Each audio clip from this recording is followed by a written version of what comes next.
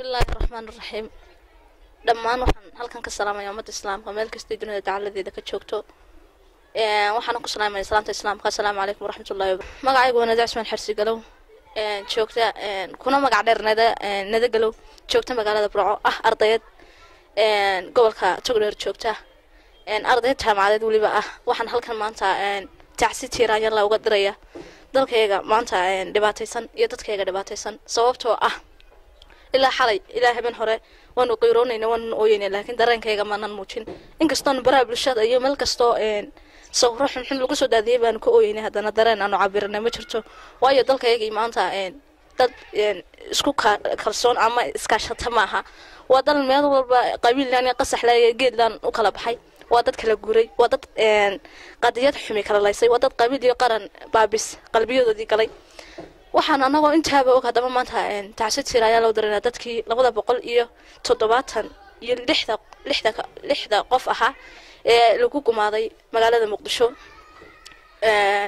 caasimada xamar ee Soomaaliya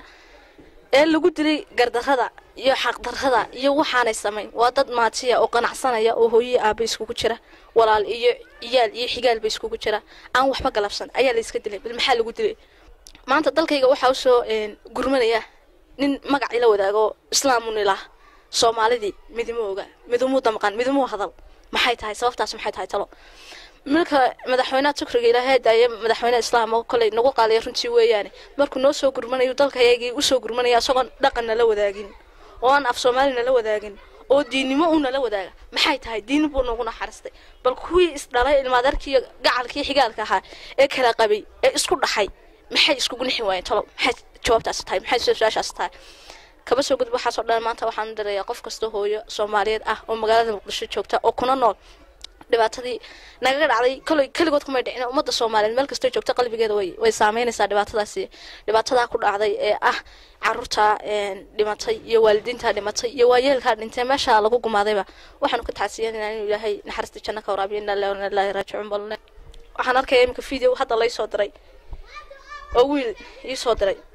videogani wuxuu wadaa waa oday waxa weeye 5 jir waa curiyaan labada dimood kuma yaalaan sagaal carruur buu leeyahay sidan halkan videoga ka dhageystaa isagoo warramaya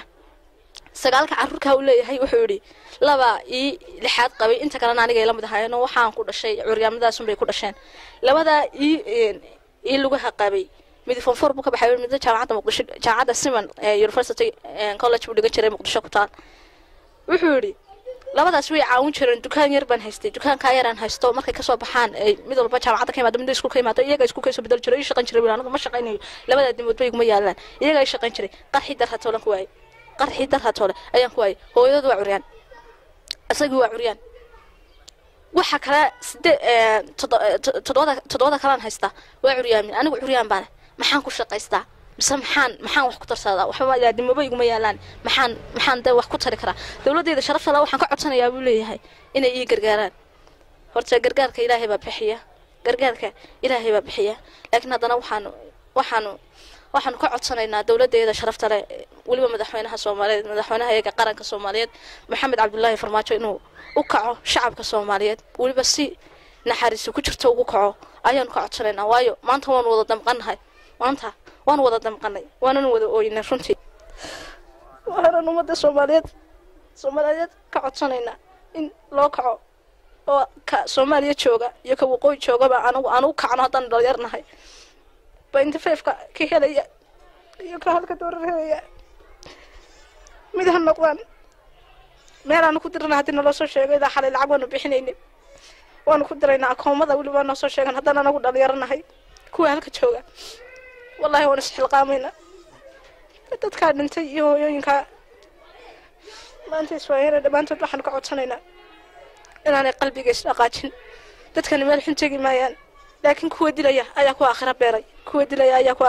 ku aakhira seegay waxaan codsanaynaa dhalinyarta reer Muqdisho aan isnaqaano bulshada iska naqaano in akoomo ama mooblo lacag lagu soo shubo oo dadkan lagu caawiyo dhiigan qofkii heli karayaana bixiyo qofkii aan heli karayna uu iska badaayo akoomada lacagta lagu daweyn lahaa loo soo sheego anaga bixinayna bal maxaa lagu dilay waa ummad yar oo Soomaaliyeed waa hooyo waa caruur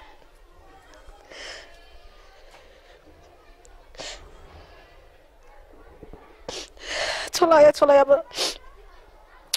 waxaan la yaabanahay ninka diinta ila wadaagay carabkii sidii ugu naxariistay iyo Soomaalida idin kale sida waa musantay ilaa xalay ilaahay hore warmiyadaan jir naxal ahayn warmiyadaan dad dhaqmaan ahayn war dhalinyaro waayeel boon sheegaya kuwa bari ku nool garow hadda noqotay boosos hadda noqotay cadaada hadda noqotay kismaayo hadda noqotay hala ka fadhiga hala ka kaco dadkeeni maanta uu dhamaanaya war Soomaaliyeed Jubbaland in xukumayso Puntland in xukumayso Somaliland in xukumayso waxaan inoo xukumay ma sheegaya maanta dad straad of calanka passaportkii waxaad sitaa in Soomaaliya meel walba Soomaaliya laga yaqaan Arab iyo galbo Soomaaliya ku yaqaan waxaan ka xunahay aan mar walba aan sheegayna tacsi tiirayna aan dirayna dadkii maanta halka ku gumaaday waxba yaan qalbiga la iska xumay baan isleena maanta anagu baroor Facebook kolba qof yar basti soo dhiga anagu taaguma hayne dad hadda doonaysan maanta Soomaaliyeed inaad wax qabsataan hadda doonaysaan hadda hala bilaabo akooma hala bilaabo dadkeena Soomaaliyeedna hadda aynu ugu deeqno